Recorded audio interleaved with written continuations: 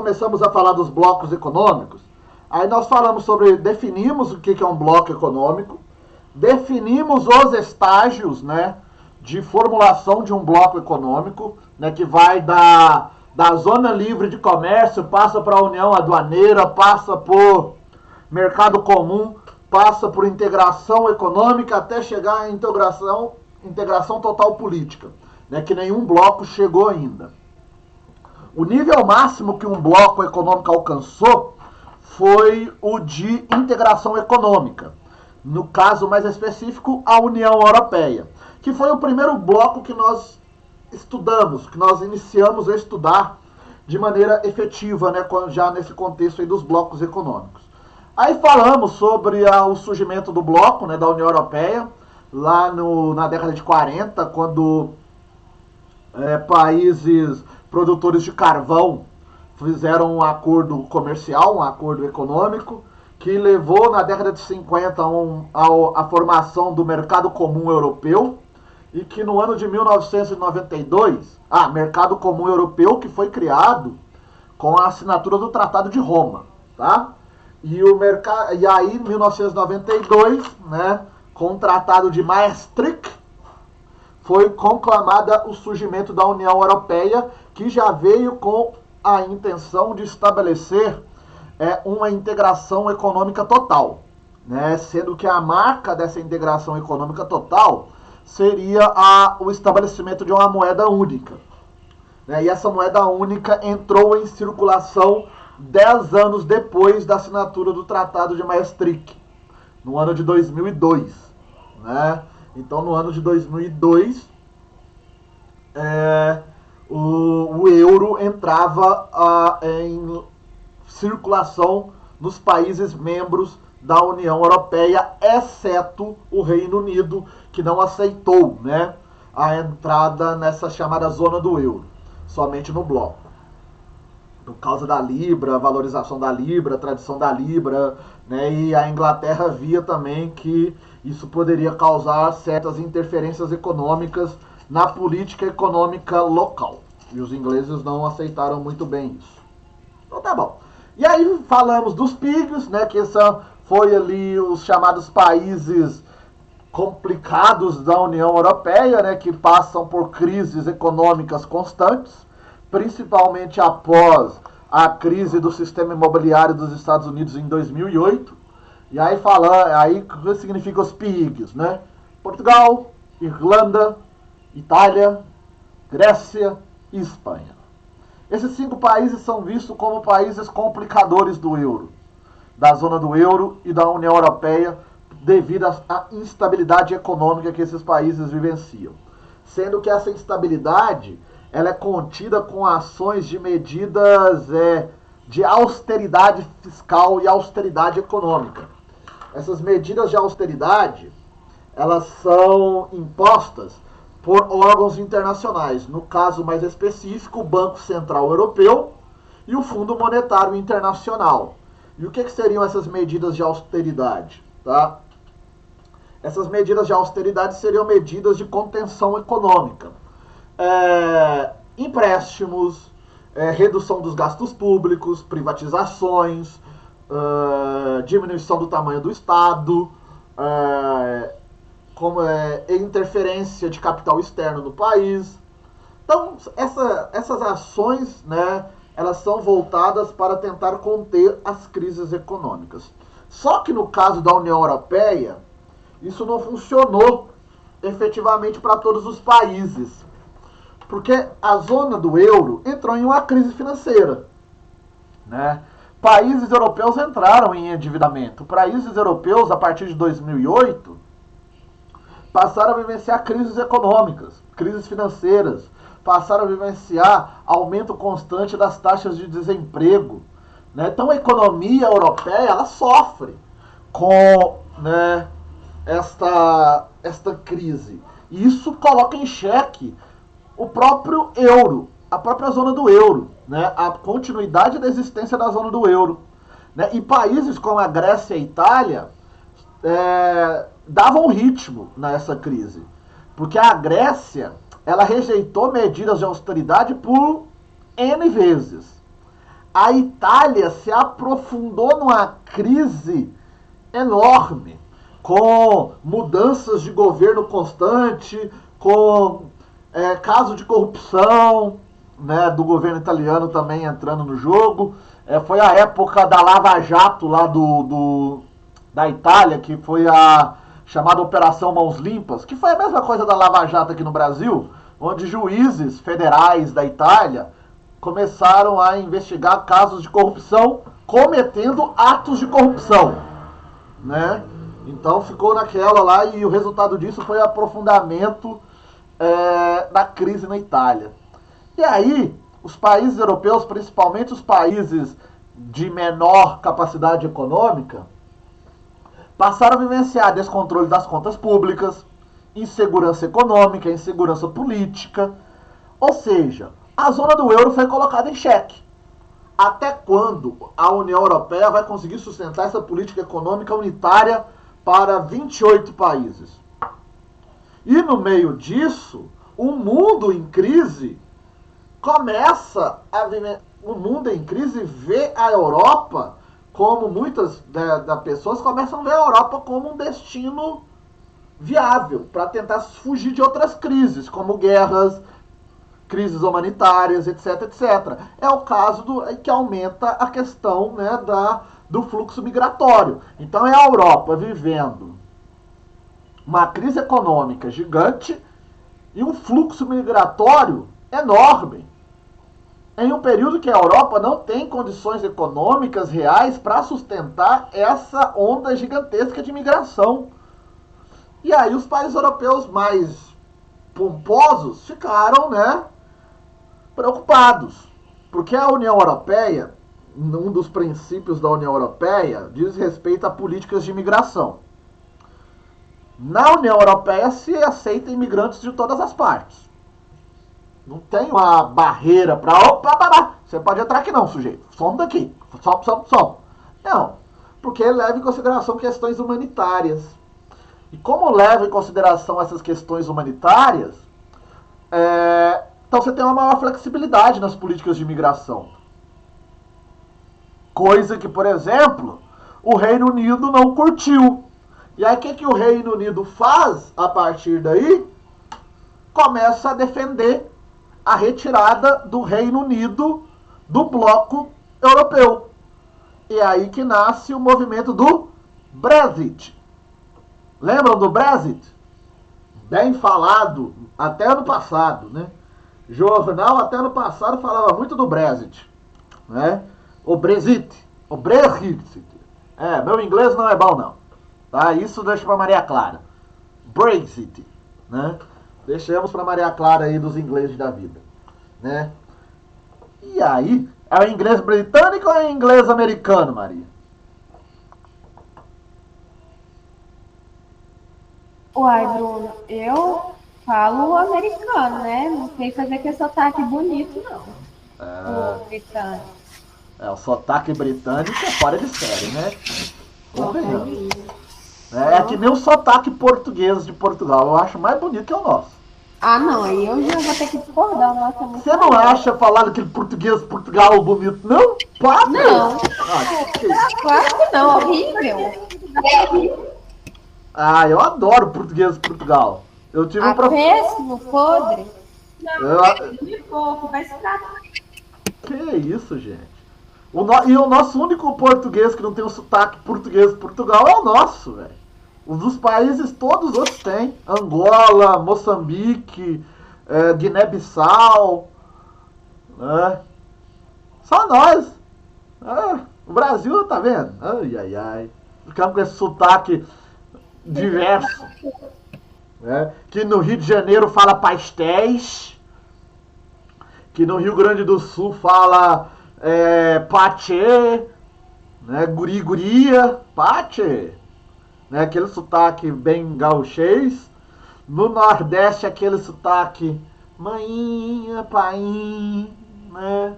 Do Nordeste eu acho que o sotaque. No interior de São Paulo fala porta, porteira, porcaria, né. No interior das Minas também, né. Nós que puxam R, hein. Né? Se for da Maravilhas, então, puxa um R que é lascado. Que nem nós. Né? Eu não puxo R. Você não fala porta, não? Não, eu nunca puxei, Bruno. Então, tá. Ela é muito preta. Oi? Ah, não, ela é calada. Você morre de inveja que eu não puxo R, você puxa. A Maria fala toda delicada. A Maria puxa o R também. Eu não, eu falo porta, carne, porteira, portão. Aí, ó, porta, carne, porteira. Carne. É porque aqui em casa ninguém fala, né? Aí. Ai. Né? Mas enfim, né? Então tá bom, né? Mas eu prefiro o sotaque de Portugal. Né? Eu acho mais legal. Mas enfim. Vamos falar da Inglaterra então. Falando da Inglaterra, tem o Brexit. Opa, por que saiu? Não foi pro Brexit? Tem que ir pro Brexit. Aí. O que é o Brexit? O Brexit foi um movimento político e econômico bancado pelo governo do Reino Unido para estabelecer a saída do Reino Unido da União Europeia. Motivos para isso. Nesse momento de crise que vivia a União Europeia, o governo britânico, tá, do Reino Unido, queria maior autonomia e soberania sobre as suas políticas econômicas e política imigratória. Ok, você quer soberania sobre questões econômicas e imigratórias? Dê algo em troca, então, à sociedade inglesa. Porque a sociedade inglesa é ela que vai decidir se nós vamos sair ou não da União Europeia. Então, para convencer a população britânica a aceitar a retirada do Reino Unido da União Europeia, o governo britânico propôs uma política de maior investimento na saúde pública. Porque um dos poucos países da Europa que tem um SUS é o Reino Unido. Sabiam disso? No Reino Unido, a saúde é pública. Na sua grande maioria, né? Claro, tem hospitais privados, como nós temos, plano de saúde, etc. Né? Mas lá tem uma política universal de atendimento à saúde. Não é diferente dos Estados Unidos, que é tudo privado. Né? Então, o governo inglês propôs, ó, nós vamos, tá, colocar, tá, maior investimento na área da saúde, mas nós precisamos sair da União Europeia. Né? E se posicionar contrário a essa questão imigratória. Porque os britânicos viam um grande fluxo migratório, aí eles usam um discurso bem reacionário, né? Bem de extrema direita, que é o seguinte: os imigrantes estão tirando nossos empregos, porque eles vêm para o nosso país para trabalhar como mão de obra mais barata e tiram os empregos da população britânica. O que intensificou na Inglaterra um movimento xenófobo, de xenofobia gigantesco, né? Que foi difícil de controlar. A aversão ao estrangeirismo na Inglaterra, nesse momento de definição do Brexit, foi gigante, né? E aí a questão foi sendo debatida, né? Foi primeiro enviada uma proposta para o parlamento, né? O parlamento, de certa forma, aprovou a proposta de retirada, só que colocou um dispositivo. Qual que seria esse dispositivo? Né? A saída só pode acontecer mediante uma aprovação em plebiscito. Ok, né? Então, se nós fazermos um plebiscito e a população britânica acatar a proposta de maneira positiva, votando para sair, ótimo, nós vamos sair. Só que aí veio um problema, porque a proposta diz respeito ao Reino Unido, e o Reino Unido não é só a Inglaterra, né? O Reino Unido é composto de 4 países.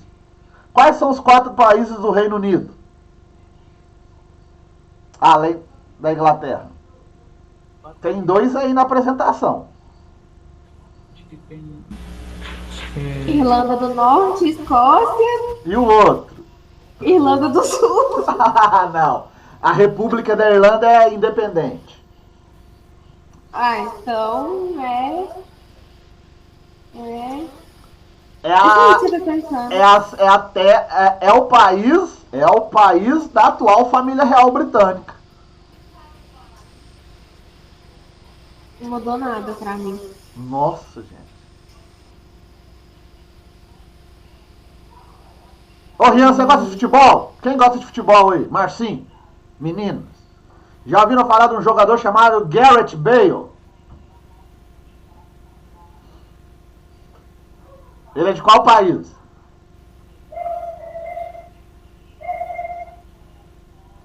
Não, mas geografia, hein, gente? Tá meio ruim, parece. Escócia, Irlanda do Norte, Inglaterra. Ai, eu sei. A bandeira País de Gales? País de Gales, a bandeira tem um dragão, uma bandeira... Ah, ninguém liga pra País de Gales, não, pô. Como é que eu vou saber País de Gales? Ah, Gales, caramba. Ô, Maria, é só o país da família real. Quem liga? Príncipe e rainha de Gales. Ah, e daí? Se fosse eu ia ligar, mas não tem nada a ver com ele. Não tem nenhum dinheiro nele, pra que eu vou ligar? O príncipe Harry é o príncipe de Gales.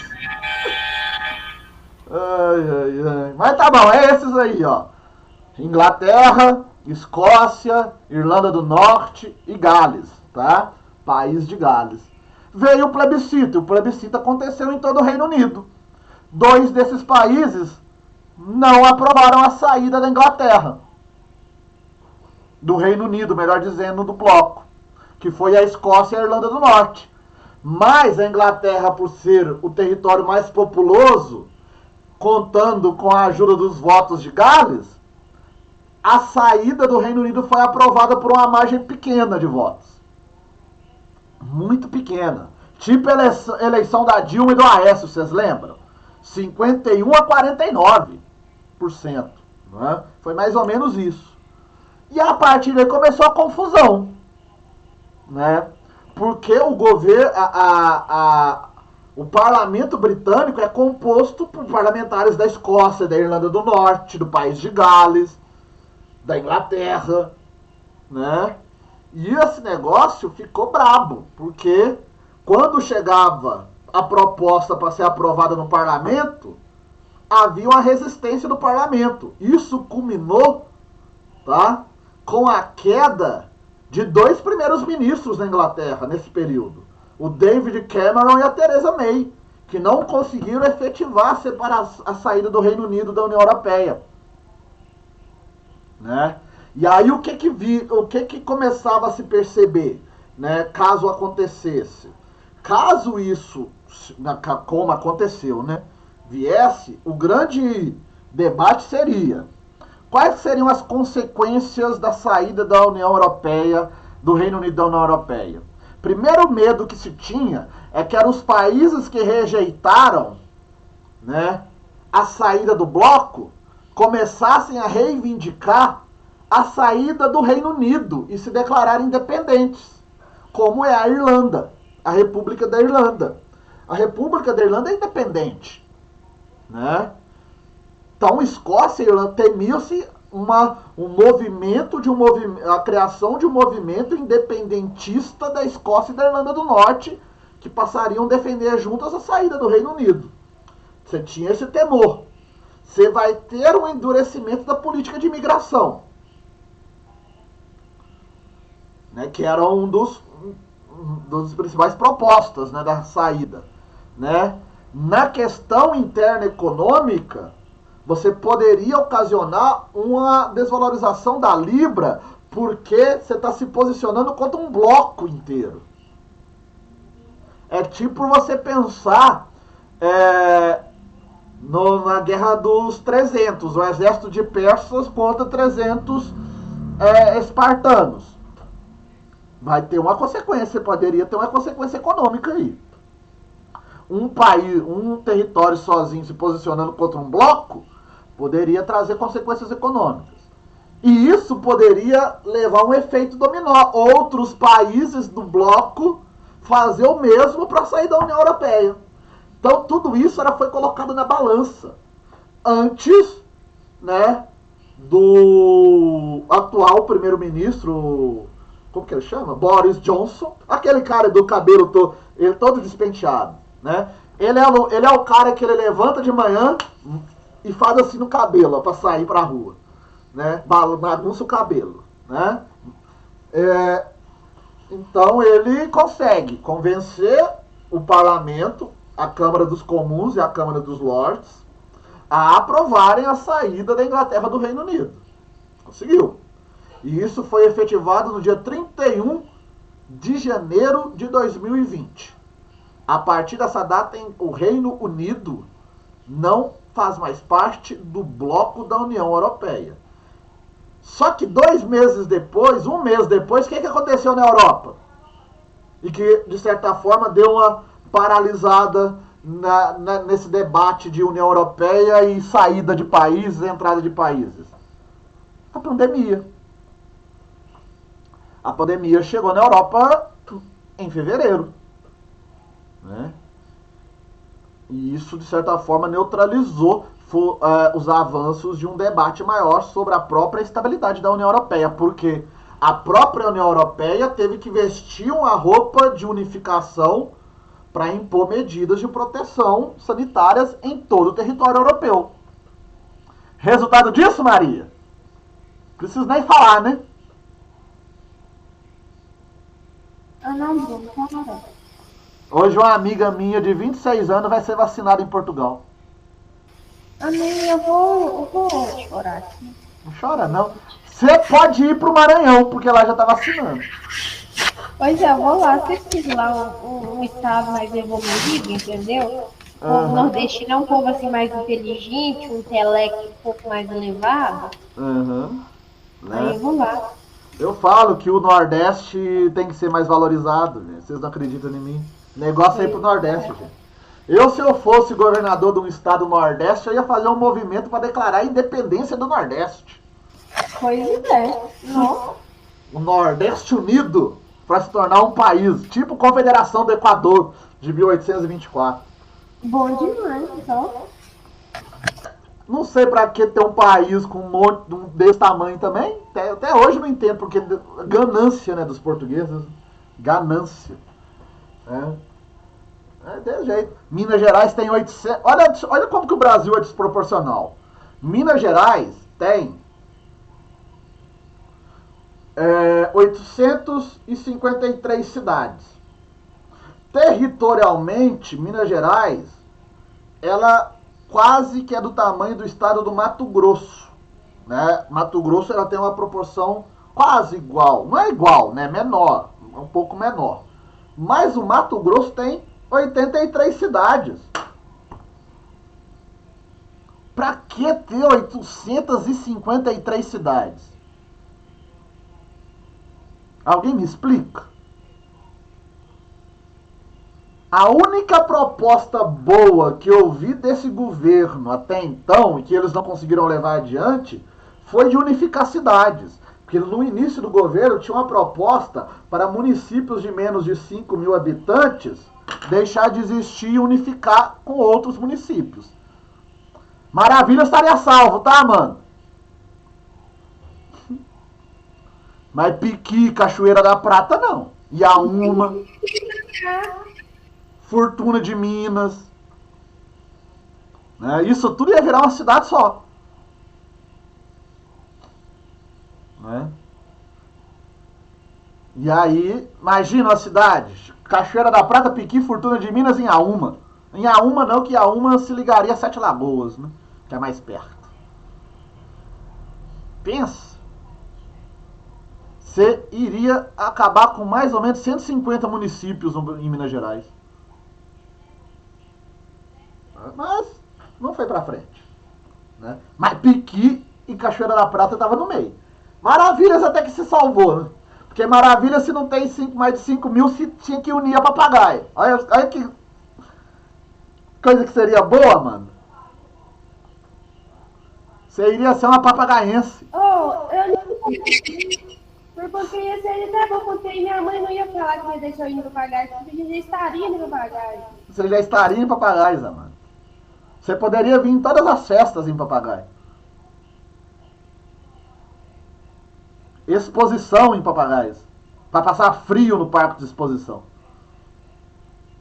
Que lá pra mim, que é lugar, só tem um negócio. Frio. Fria É uma psicológica. festa boa que tem aqui em Papagaio também, né, Bruno? Oi? Mas é a única festa boa que tem aqui em Papagaio também. Não gosto. Só fui uma vez. Não faz meu estilo exposição. E fui ainda porque eu tava trabalhando na exposição. Então também não tinha ido, não. Tava trabalhando num stand lá da prefeitura. Então não tinha ido, não. Não gosto. E ainda o ano que eu fui foi Zezé de Camargo e Luciano Show, hein? Ai, ai, ai. Não. Mas enfim. Isso foi o Brexit, tá? E aí, vamos começar a falar de outros blocos. Vamos começar pelo NAFTA, tá? Proposto a sua criação em 1992, colocado em funcionamento em 1994. Nascia um bloco econômico que vai unir os países da América do Norte, Estados Unidos, Canadá e México. É o Tratado Americano de Livre Comércio, tá? É um tratado que se encontra no estágio inicial, porque é apenas uma zona de livre comércio, tá? E é um bloco bem injusto, né? Porque você vai unir Estados Unidos e Canadá e México. Qual é o país que vai sempre tomar no meio do boga desses três? México. O México sempre. O México. Então o México, ele é o país a ser explorado, utilizado e maltratado pelos Estados Unidos e Canadá, especialmente os Estados Unidos. Porque se fosse um bloco efetivo, como a União Aduaneira ou um mercado comum, não tinha muro para separar o México e os Estados Unidos, tinha. Agora, canadense pode ir para os Estados Unidos a hora que quer. Estadunidense pode ir para o Canadá a hora que quer. Mas mexicano não pode ir para os Estados Unidos. Porque tem uma fronteira vigiada.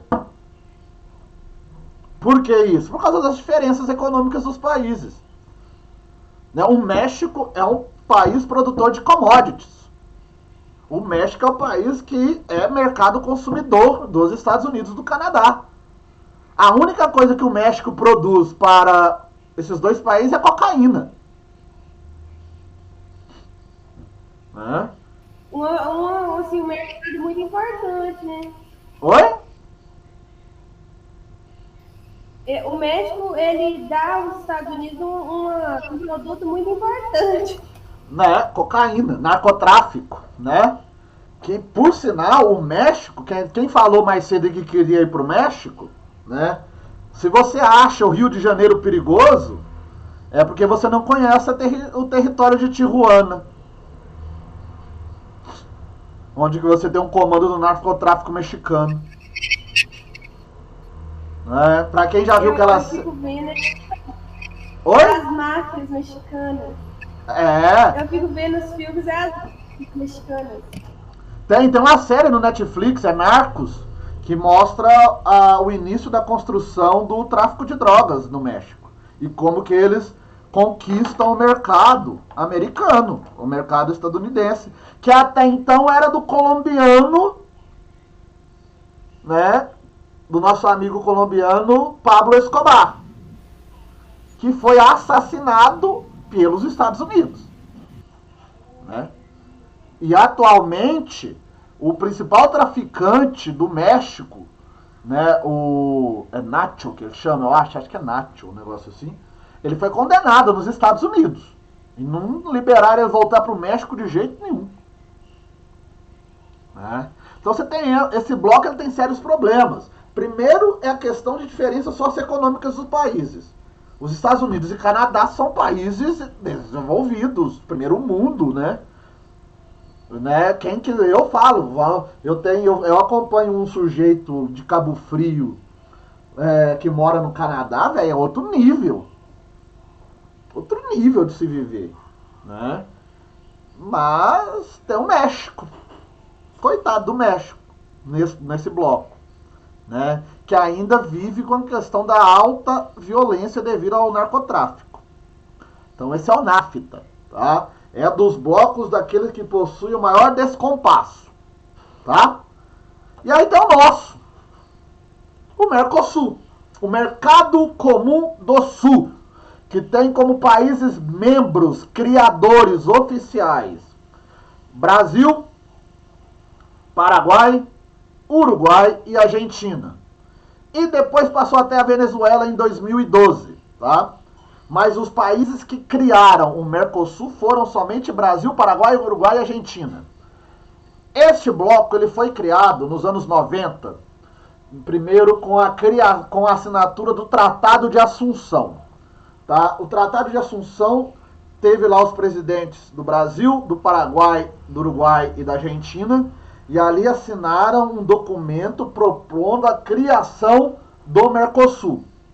2 anos depois da criação, que foi em 1990, se eu não me engano, em 1991, em 1993, tá? 93 ou 92? 92, foi criada as diretrizes do Mercosul. Aí é um outro tratado, é o Tratado de Ouro Preto, que aí foi assinado na cidade de Ouro Preto, tá? Veio, né? Foi a época que Ouro Preto recebeu presidentes da América do Sul inteira. Olha que chique, né? Todos ficaram hospedados naquele hotel lá, grande hotel lá em Ouro Preto, centro de convenções, o centro de convenções foi todo plano, aquele que fica lá perto da ferrovia, lá embaixo da Maria Fumaça, foi todo montado para receber os líderes da América do Sul. O negócio foi chique, mano. Ouro Preto é famoso, né? Tem países associados que são países convidados, tá? No caso é a Bolívia e o Chile foram convidados em 96, Peru em 2003, Equador e Colômbia em 2004, tá? E temos ainda um país observador que é fora da América do Sul, tá? No caso é o México, é o país observador, tá? Como que funciona o bloco? O bloco é um bloco voltado estritamente para uma zona de livre comércio. Só que hoje ele se configura como uma união aduaneira. Então eu tenho uma livre circulação econômica e uma livre circulação de pessoas, serviços e etc. Tá? O grande debate que tem hoje no Mercosul diz respeito à questão do ensino superior. Tá? Porque, seguindo a lógica das diretrizes do Mercosul, o mestrado, o doutorado, da faculdade que eu fizer em qualquer país do bloco, legalmente ele tem validade.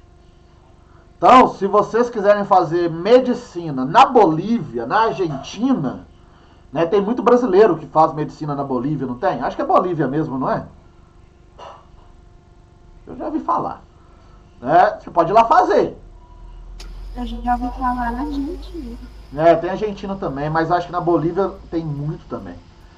Só que o único país do bloco que exige um exame de qualificação, a prova de qualificação para oficializar o exercício da profissão no território é o Brasil. Que é o documento, que é a prova da validação, valida, né? É o único país que exige. Você pode ir fazer sua faculdade de medicina na Argentina. Né? A filha do Hugo Dentista, se eu não me engano, uma vez começou a fazer uma faculdade de medicina na Argentina. Acho que em Mendonça. Só que depois ela conseguiu transferir, ela conseguiu voltar pro Brasil, eu acho. Não tenho certeza também, não. Mas, hoje, por exemplo, se você quiser fazer um mestrado e doutorado na Argentina, você faz. Né? O que mais tem é instituto de ensino aqui no Brasil oferecendo esses mestrados e doutorados. Né? E você vai no país só 2 vezes no ano. E você fica lá 20 dias estudando direto. Mas, né, o problema é você conseguir o registro desse diploma no Brasil. Aí vem a parte burocrática. Tá? Eu cheguei a olhar o mestrado na Argentina. Sai metade do preço do mestrado privado aqui no Brasil. Com as passagens e hospedagem para ir para lá 2 vezes no ano. Sai muito mais em conta. Mas o problema é você esperar o MEC autorizar, validar o seu diploma. Aí tem uma burocracia danada. Tá? O mestrado na Argentina estava saindo a R$500. No Brasil, o mais barato é 2.300. Que é na PUC. 2.300.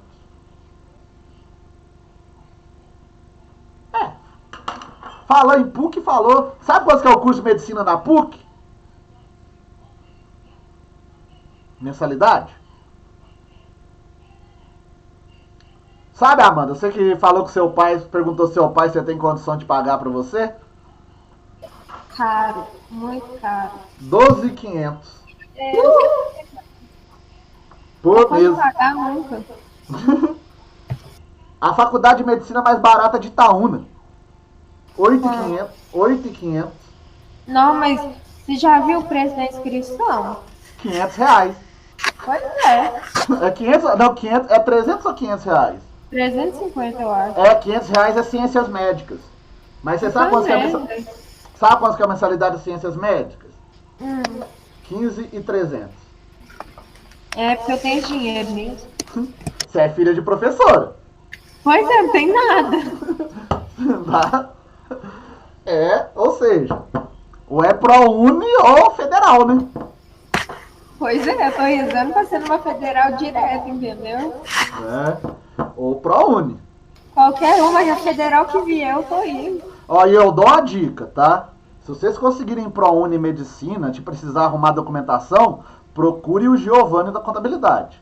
Porque ele conseguiu arrumar a documentação dos 2 filhos deles, que formaram por ProUni em Medicina. Pois é, já vou botar o nome do homem. Vai ir. Né? Mas é isso, né? Faculdade de Medicina privada Ai. Mas enfim. Como que se criou, né, o tratado? O Mercosul. O Mercosul foi criado, como eu disse, no ano de 1991, com a assinatura do Tratado de Assunção.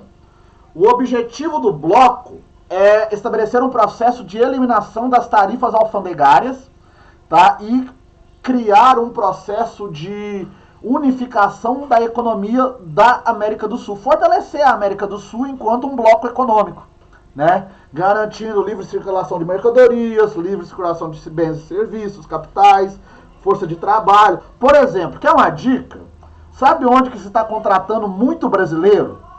O Uruguai. Porque a mão de obra no Uruguai é escassa. E os uruguaios estão criando um programa especial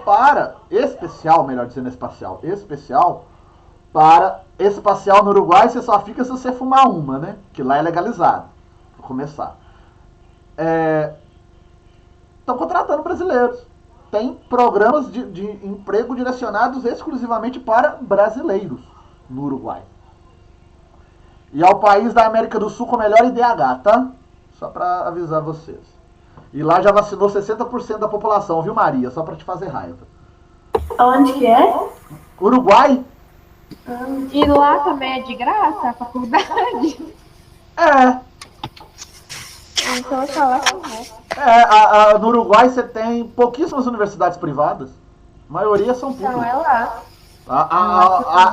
Lá, em vez de chamar Universidade Federal, chama-se Universidades Nacionais. Tá? Vai ser lá mesmo, entendeu? Chegar lá com o meu portunhol e aí? Oi, gente. Pois é. E aí, né, foi feito, né, então para alcançar esse objetivo, foi assinado a criação de uma tarifa econômica externa comum, a TEC, para comercialização a partir do ano de 95, tá? E aí hoje nós temos uma tarifa comum entre os países membros do bloco, ok? Então, próxima aula, nós vamos continuar